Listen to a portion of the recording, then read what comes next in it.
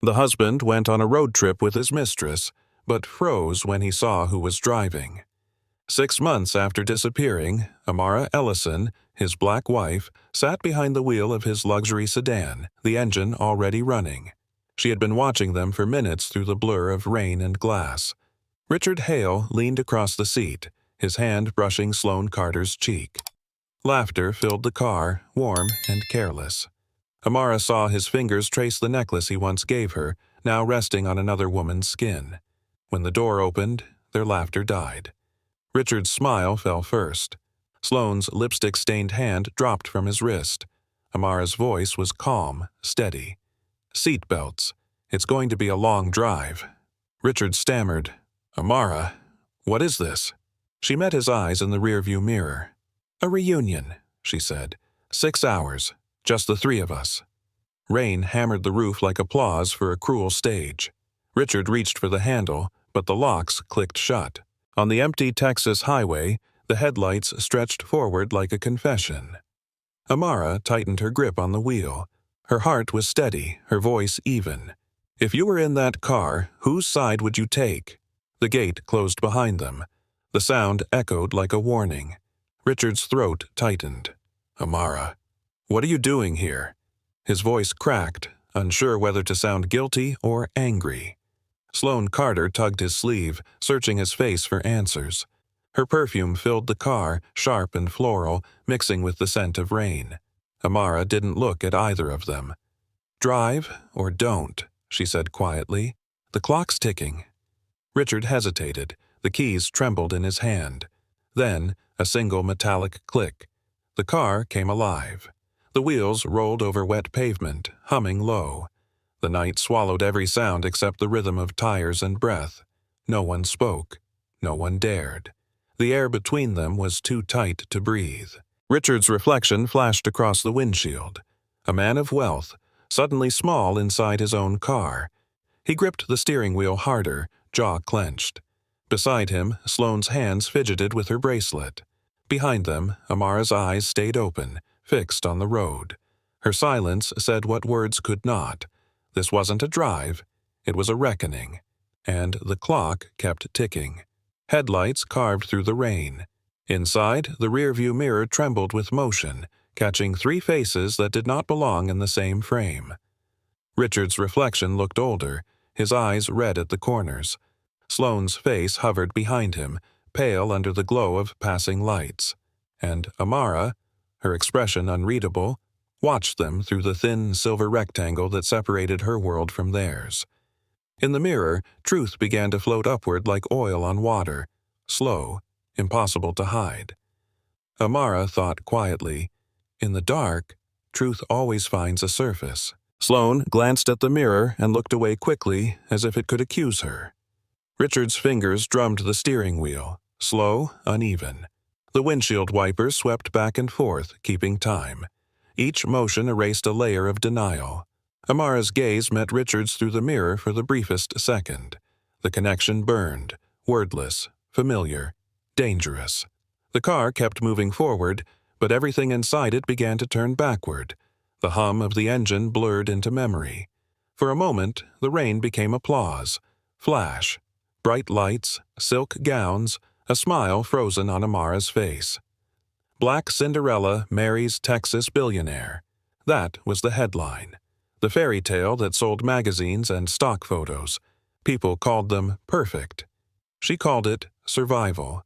Back then, Richard had promised her the world, and she believed him. Every diamond, every gala, every whispered, "I'll take care of you," felt like safety. But safety turned to silence. Love turned to schedule. Their mansion became a museum filled with portraits but no warmth. As the images faded, the car returned. Amara blinked, grounding herself in the steady pulse of the road. Richard looked at her reflection again, remembering the woman who once stood beside him, not this quiet stranger behind him now. Sloane broke the silence. "You two looked happy."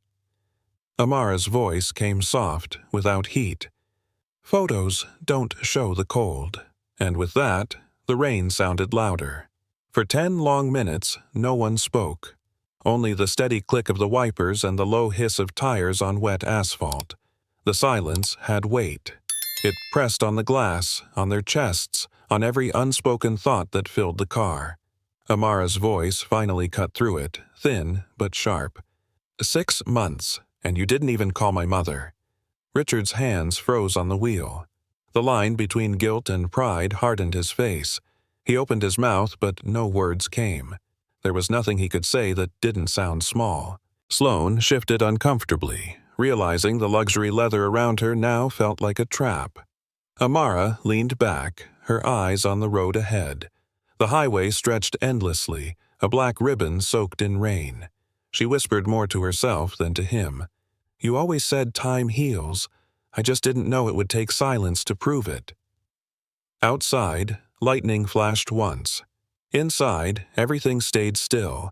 The car kept moving forward, but the distance between them grew wider with every mile. The phone on the dashboard buzzed. A new message glowed through the dark. Reminder: forgiveness clause expires at midnight. Richard's thumb hovered above the screen, eyes flicking to the rearview mirror, making sure Amara hadn't seen. But Sloane did. Her brow furrowed, the reflection of the text burning into her face. Forgiveness clause? She murmured. Richard quickly locked the screen. Business, he said. His tone was sharp, final, but the lie lingered in the air, sour and heavy. Amara's gaze stayed on the road, though her expression shifted slightly, as if she could feel the secret pressing against her skin. Outside, the rain thinned, leaving streaks across the glass. The silence inside the car returned, but it wasn't the same. It had shape now, something alive, waiting to be spoken. Richard's jaw tightened. He adjusted his cufflinks, though no one could see. The clock on the dash read 11:07 p.m. Time was moving, and so was fate. Sloane broke first. You said you were separated. Her voice trembled, somewhere between a question and a plea. Amara didn't flinch. Men like him are always separated, she said quietly, just not divorced. The words hit like cold steel. Sloane looked at Richard, searching for a denial. He had none. The truth hung there, raw, unpolished. Richard's silence was an answer in itself. The car rolled on, headlights cutting through mist. No one knew what city they were near anymore. Only the ticking clock and the low hum of the tires kept rhythm. Sloane turned her face toward the window, pretending to study the rain. You lied to both of us, she whispered. Richard gripped the wheel tighter, his knuckles pale. You don't understand the timing, Amara cut in. Timing's what men like you hide behind. But it's never about timing, is it, Richard? It's about truth. He said nothing. She turned her gaze back to the highway, steady, unmoved. Richard exhaled sharply. This isn't the time, Amara. Amara's mind echoed. Time was the only thing she had left. Amara's eyes narrowed. You've said that before. When was the right time, then? When I was busy fixing what you broke? He didn't answer. The road curved, lights flashing briefly across their faces, highlighting every crack in their composure. Sloane's breathing quickened. She looked from one to the other, realizing she was trapped in a story that had started long before she arrived. Richard pressed the accelerator harder, as if speed could outrun truth. Amara stayed still, voice low but steady. You built your world on image, Richard. But image doesn't keep you warm when no one calls your name at night. He turned his face toward the rain, unable to look at her. In that car, 3 lives moved forward, but only one was counting backward. The tension softened for a moment. Amara shifted in her seat, her hand brushing the edge of her purse. A small orange bottle rolled into view, its label faded, half rubbed off. She caught it before it fell, slipping it back quickly, hoping neither of them noticed. Sloane's eyes caught the motion in the mirror, but she said nothing. Richard, focused on the road, didn't see. Or maybe he didn't want to. Amara turned her gaze out the window. The lights of a passing truck illuminated her face. Calm, resigned. Her reflection in the glass looked like a ghost, faint and untouchable. She whispered under her breath, barely audible, "Not tonight." The words vanished into the hum of the tires, too soft for either of them to hear. Inside her bag, the bottle rattled once more, a quiet reminder of something she refused to name. Outside, the rain began again, thin and cold. The rain turned heavier, and somewhere between exhaustion and pride, Richard decided to stop. The car slowed near a small gas station, the only one open for miles. Richard pulled in, saying nothing. The silence weighed more than the rain. He stepped out, leaving the door open behind him. The night air hit him hard. Inside, Amara and Sloane sat still. Neither looked at the other. Amara's hands rested on her lap, steady. Her ring finger was bare, a man of wealth, but poor in courage. Richard stood under the dim station light, his expensive suit darkened by drizzle. He checked his phone again. No new message, just the reminder glowing in memory. Forgiveness expires at midnight. He exhaled, long and heavy, before climbing back inside. The door closed. The sound was final. No one spoke as the car rolled back onto the empty highway. The road stretched ahead, darker than before. The car idled by the pump, the engine still humming. Sloane turned in her seat, her voice shaking. "I didn't know about you." Amara's eyes lifted slowly, calm but sharp. "You never asked. That's how women lose each other." Sloane froze, guilt pooling in her chest. She wanted to defend herself, but the words stayed trapped in her throat. Richard returned, brushing rain from his jacket, pretending not to notice the silence he had created. Amara looked out the window, her reflection overlapping with Sloane's. Two women, different lives, same wound. Sloane whispered, "I thought he was lonely." Amara gave a faint, tired smile. He was, but loneliness isn't an excuse to burn someone else's home. The air thickened again. Sloane turned away, eyes glistening. Amara's hands stayed folded, steady, unshaken. The truth between them had already been spoken, and it didn't need repeating. Amara reached for the door handle. "Get in. We finish this." Sloane hesitated, then followed. Richard slid behind the wheel, his face unreadable. The car moved back into the night, the highway stretching like a confession. Amara's voice was quiet. "You know, not everyone who drives knows where they're going." Richard said nothing. The faint glow of dashboard light carved shadows on his face. He looked like a man steering through a storm he built himself. Sloane sat with her hands clasped, eyes lowered, still hearing Amara's words echo inside her. The rain started again, thin and steady, like a clock counting down. Minutes passed before Richard finally spoke. "I filed the papers. I just never sent them." Amara laughed once, short and bitter. "So, I'm divorced in theory, but married in silence." He flinched. "It wasn't like that." "It's always like that," she said softly. "You keep everything clean on paper, even when the truth is filthy."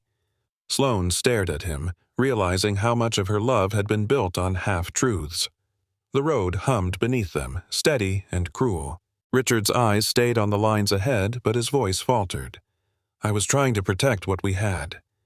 Amara's reply came quiet, almost kind. "You were protecting your name, Richard, not me." The weight of her words filled the car like fog. The rhythm of the tires blurred into the sound of a distant party. Laughter, glasses, music that never reached the heart. Richard's birthday. A crowded room. Amara standing behind a curtain, watching him charm investors. The perfect host. He never noticed her that night, even when she left early. Now, the memory returned like a wound that refused to close. In the car, Richard swallowed hard, knowing she was remembering too. Amara's voice was faint. "I used to live in that house like a shadow. Everyone saw my smile, but not me." Her hand brushed against the window, the cold glass grounding her in the present. The past slipped away, but it left its fingerprints. Sloane broke the quiet. "He said you were gone." Amara looked at her through the mirror. "I was, but not the way he told you." Their eyes locked. In that reflection, Sloane saw something she had never faced. How easily a woman's story could be rewritten by someone else's voice.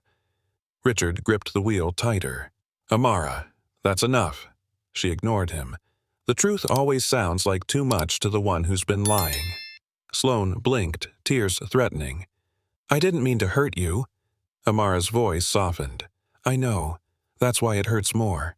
The car carried them forward, 3 people tied together by the same silence, each wondering when it would finally break. A soft vibration broke the silence. Amara's phone lit up beside her. An email preview appeared. "Hale Foundation, dual signature authorization confirmed." Her eyes lingered on it for a moment, steady and calm. She scrolled once, reading the line that mattered. No transfer or contract valid without both signatories. Richard's name sat beside hers, 2 halves of the same empire. She locked the screen before either of them noticed. The corner of her mouth curved slightly, not into a smile but something sharper. Outside, the storm deepened, rain pounding harder on the roof. Sloane shifted, unaware that the balance of power inside the car had already changed. Amara leaned her head back, closing her eyes for a second. The hum of the engine felt different now, like the sound of control returning to her hands. Richard cleared his throat, mistaking her calm for surrender. But Amara was no longer the quiet woman he'd driven away. She was the one holding the signature he couldn't afford to lose. Richard's phone rang. The name on the screen made his chest tighten. His lawyer. "They're waiting in Dallas," the voice said. "Without her signature, the deal's dead." He looked into the rearview mirror. Amara's face was unreadable. Sloane, sitting beside him, caught every flicker of panic crossing his expression. "What deal?" she asked. Richard ended the call without answering. The air in the car felt smaller now, closing in on him. Sloane turned toward Amara, realization dawning. "You have something he needs, don't you?" Amara's tone stayed even. "For years, I had nothing he needed. I suppose that's changed." Richard gripped the steering wheel, jaw locked.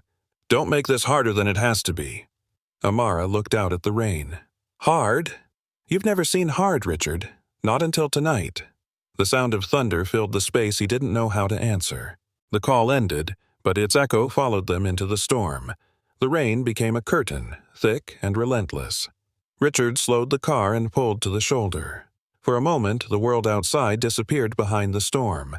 Inside, Amara coughed softly, pressing a tissue to her lips. The red stain bloomed before she could hide it. She turned her face toward the window, letting the darkness swallow the evidence.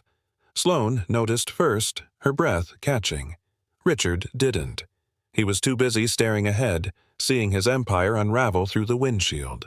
Amara folded the tissue into her palm. Her hands didn't shake. The rain eased, but the quiet that followed was heavier than thunder. Sloane whispered, "Are you all right?" Amara nodded once. "Just tired." Richard said nothing.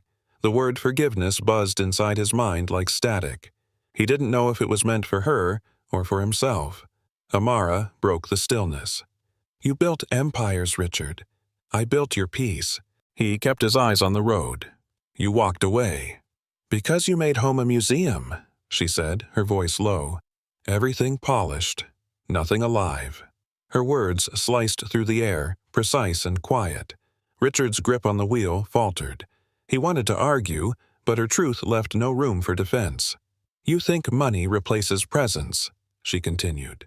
"It doesn't. It just buys silence." Sloane sat between them, frozen. She had never heard either of them speak like this. 2 people stripped bare, talking through years instead of minutes. Amara leaned back. "You'll make another deal, another headline, but you'll never build peace again. Not without me." Richard swallowed hard. His empire suddenly felt smaller than the woman sitting behind him. Sloane's voice broke through softly. "He's never said your name like that." Richard didn't look up, but something flickered across his face. Shame, or maybe recognition. Amara didn't reply. Her gaze stayed on the passing lights outside, steady and distant. Sloane stared at her, feeling a slow collapse inside. The man she thought she loved had never truly belonged to her. She was only filling the silence he left behind. The car felt colder. Even the air conditioner seemed to breathe differently. Richard whispered, "This isn't what I wanted." Amara's answer was quiet. "It's what you built." Sloane looked away, her reflection faint in the window. For the first time she saw herself not as the prize, but as the placeholder. The miles ahead stretched longer, darker. None of them could tell where this drive would end, but they all knew what had already been lost. Richard's voice came out rough, almost desperate. "I need your forgiveness, Amara." The words hung in the air like smoke, heavy and false. Amara didn't move. "You need a lot of things, Richard. Forgiveness just sounds better than money." He turned toward her, eyes burning. "That's not fair." "Fair?" she said. "You built a life where fairness was negotiable." Sloane stared at them both, her pulse quickening. She could feel the current shifting again, Amara's calm pressing against Richard's panic. He rubbed his forehead, exhaling. "You think this is all about money?" She met his eyes in the mirror. "If it wasn't, you wouldn't be asking now." The clock blinked 11:42. The car filled with the sound of rain beating harder. Every second counted, and they all knew it. Amara leaned forward. "Forgiveness doesn't make you clean, Richard. It just keeps your name out of the dirt." He opened his mouth to speak, but the storm drowned his words. Lightning flashed across the highway. For a moment, the entire car lit up in white. The sound of sirens flickered somewhere far behind them. Road crews, a distant rescue. Amara reached into her coat pocket, pulling out a small recorder. She pressed a button. The red light blinked to life. Richard frowned. "What's that for?" "Insurance," she said simply. He scoffed. "You think I'd hurt you?" "I think you already did." The rain intensified, drowning out the hum of the engine. Sloane shivered, glancing at Amara, then at the glowing recorder. Amara's hand stayed steady. "You taught me to document everything, remember?" The sound of the wipers marked each second passing, steady and relentless. Richard's grip on the wheel loosened. He could feel the edge closing in, though he didn't know from which side. The red light kept blinking. Amara pressed another button. The car filled with his voice, crisp and cold from another time. "She's too broken for public life." Sloane gasped. Richard's face drained of color. Amara didn't look at him. She stared straight ahead, letting his words echo between them. "That was from your last interview," she said. "You didn't know the mic was still on." Richard's throat tightened. "It was taken out of context." "Context doesn't change the truth," Amara replied. "You didn't want a wife. You wanted a prop that made you look human." Sloane turned her face toward the window, shame creeping into her eyes. "You said she left you." "I did," Amara whispered, but not before he made sure everyone believed I was the problem. The voice on the recorder ended. The silence afterward was louder than thunder. Amara switched it off, her hand steady. "Now you understand what it costs to control a story." The car slowed. Amara reached into her bag and pulled out a thin folder. She opened it, her tone calm. "This is what you really came for, isn't it?" Richard's eyes locked on the papers. He recognized the seal, Hale Foundation. "This signature kills your deal or saves it," she said. "Depends on your honesty." He froze. "Amara, don't do this." "Do what? Sign your empire back to you? Pretend integrity can be bought?" The clock blinked 11:56. Time was slipping through his fingers. Sloane looked from one to the other, realizing she was watching the collapse of everything she'd stepped into. Richard reached for the folder, but Amara pulled it back. "You wanted forgiveness. Earn it." For the first time that night, he didn't have an answer. The storm softened into drizzle.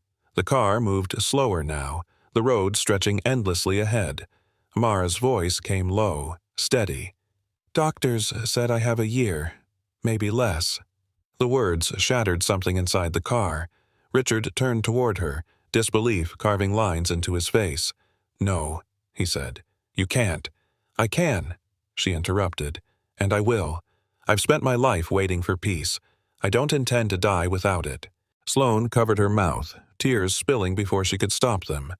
Richard's hands trembled on the steering wheel. "Why didn't you tell me?" "Because you don't listen." You only hear what makes you feel strong." The road blurred through his tears. Amara looked calm, almost weightless.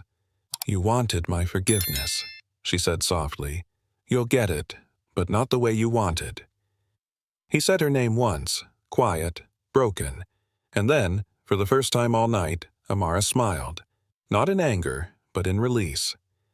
Outside, the lights of Dallas flickered ahead, a destination and an ending all at once. Amara held the pen between her fingers, the papers spread out before her. The ink shimmered faintly under the dim car light. Richard waited, barely breathing. She didn't look at him. "You want forgiveness," she said softly. "Then take it." Her hand moved across the page, her voice calm and final. "I forgive you, for my own peace." The words were simple, but they carried the weight of everything she had lost. Richard watched her sign, his chest tightening. He whispered, "Does that mean we're—" She shook her head. "No. Forgiveness isn't about keeping. It's about letting go." He looked down at the signed page, the ink drying like a wound that would never heal. Amara closed the folder and leaned back. The storm had passed, but the quiet that followed felt even louder. She exhaled, slow and steady. "Peace," she said, "is the one thing I never let you buy." Outside, the city lights of Dallas began to glow in the distance. They reached Dallas just past midnight.